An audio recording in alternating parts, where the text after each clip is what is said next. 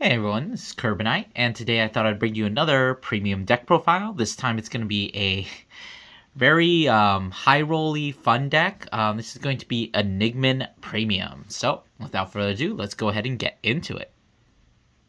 Right, so starting off, we are actually going to be talking a little bit about the starter. So I am playing just the generic V starter instead of playing the grade 0 Enigman, mostly because all it really does is if you get the correct grade 1 target, it secures your grade 2, but I feel like you can really afford to play a lot more grade 2s in this deck, so the basically the ride fixing doesn't really matter as much. If you wanted to, I think you could honestly play this deck to be more grade 3 centric, playing with Geomaglass and a lot of the there are a ton of grade 3 Enigmans.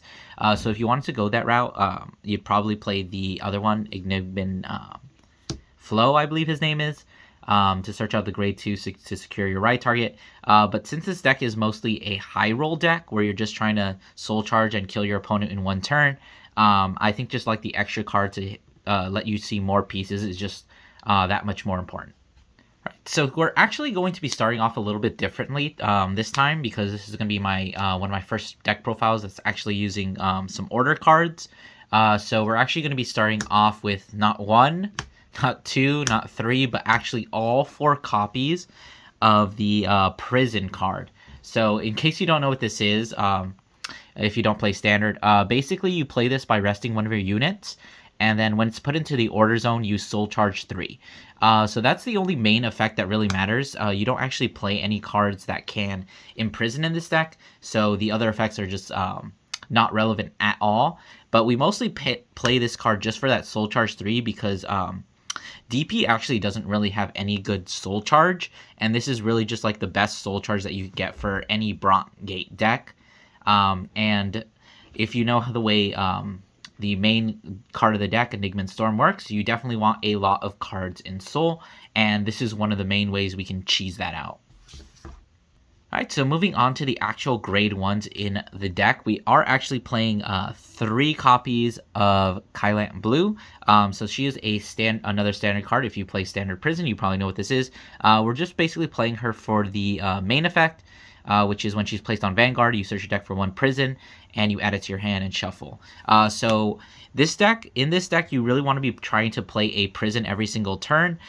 This is your ideal grade 1 ride target because you just ride it, get your prison activated immediately, call something if you need to, and you're just trying to soul charge as much as possible and as quickly as possible so that by the time you get to grade 3, you can just one-shot your opponent.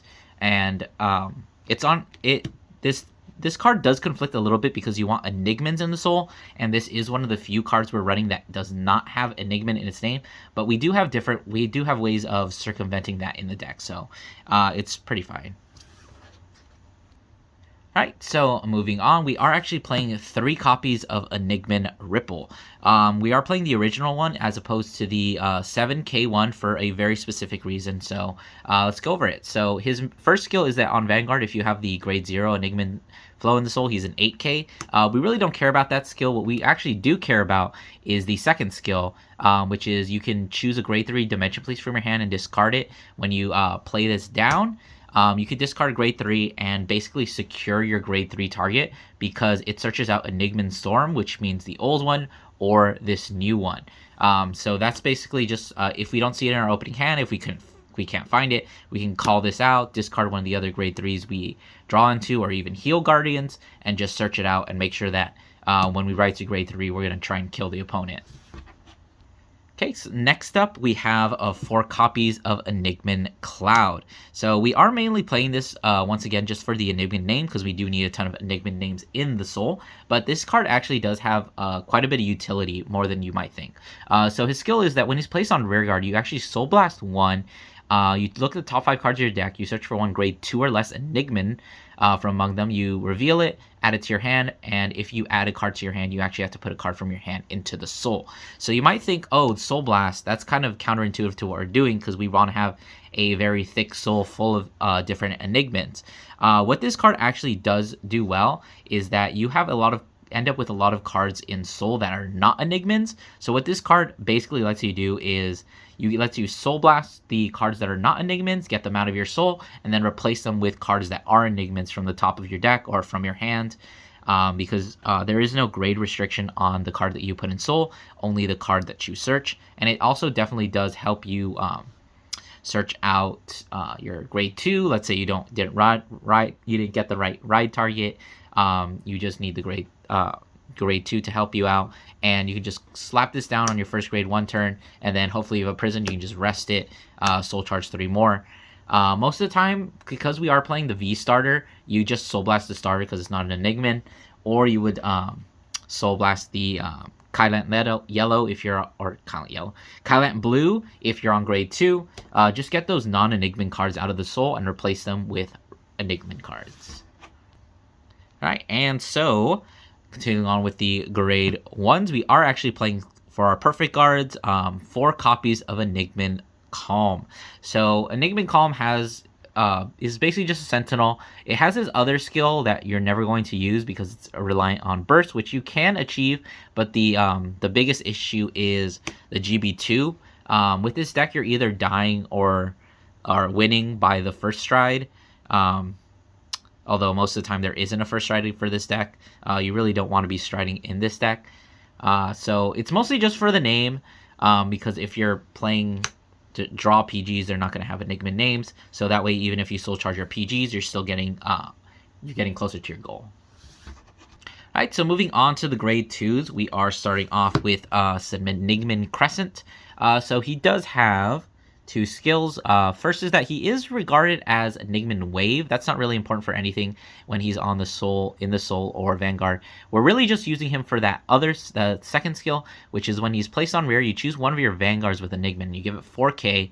Then, if you are at Ultimate Break, which is 5 cards in the damage zone, your Enigman actually gets the skill where it has a guard restrict, and your opponent can't call grade 1s to Guardian Circle. Most of the time, it doesn't really matter because people have grade 0 PGs, but if they try and hard guard your attacks, that means that they can't call those 10k shields, which sometimes is relevant. Mostly it's just there for the 4k because this is Dimension Police, and you are trying to meet a power threshold, and this card just helps you get there. You just slap down everything you have in your hand, which is kind of how this deck rolls. You just slap down all your pieces, hope that you kill that turn, and if you don't, you kind of just lose the next turn. So continuing with that vein of Enigman Crescent, we are playing the 4 copies of Enigman Night Sky as our other grade 2. He has a simple skill. Once per turn, you counterblast an Enigman. So it isn't a special counterblast, but considering most of your deck is Enigmans, it shouldn't be that big of a problem. But you counterblast a Enigman, and you choose one of your Vanguards with Enigman, and it gets plus 4k. So once again, this card is just there to help us get to that power threshold that we're trying to reach, which in this deck is 50,000. So he just like helps us get there, and once again, he is just like an Enigman name. And honestly, the other grade 2 Enigmans are not that great. Most Enigman cards aren't that great, so this is one that's actually half decent.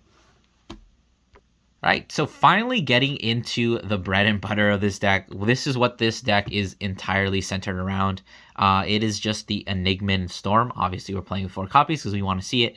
So it has 2 skills, basically. So the first is a continuous. So for each Enigman in your soul, he gets 5k power. So now this is not great in V Premium because this is the only Enigman card. So the max that he can get is plus 15. But in Premium, we have so many more Enigman cards, even though they're all terrible. As long as we have them in the soul, they are pumping up the Enigman Storm, which means that it's pretty easy to reach some of the thresholds.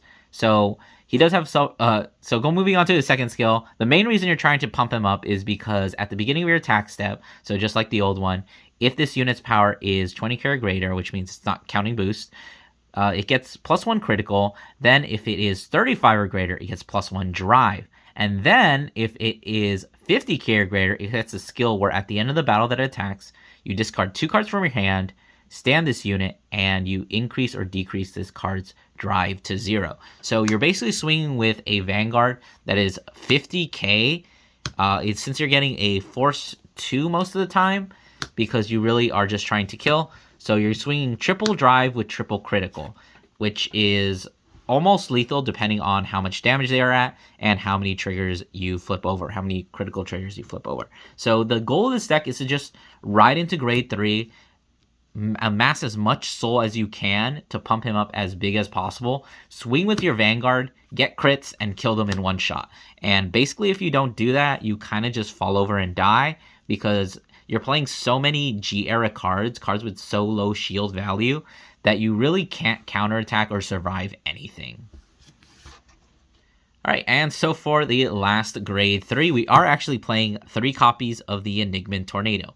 We're mostly playing this card because we need more grade 3s so that we can be more consistent with the Enigman Ripple skill. And it does, if this card goes off, it is pretty cheeky. So you probably don't know what this card does. So at the beginning of the attack step, if it is 19k or greater, so before boost, it gets this skill where if its attack hits, you can Counterblast 1, Soul Blast 1, choose 2 cards from your hand, and discard them. You actually get to choose an Enigman Storm, which now that we have a V-Era Enigman Storm, you can choose that from your soul, and you actually ride it as stand, and you give it an extra 10k. So if that skill goes off, which sometimes you will just like damage deny your opponent to make sure that it can't do anything.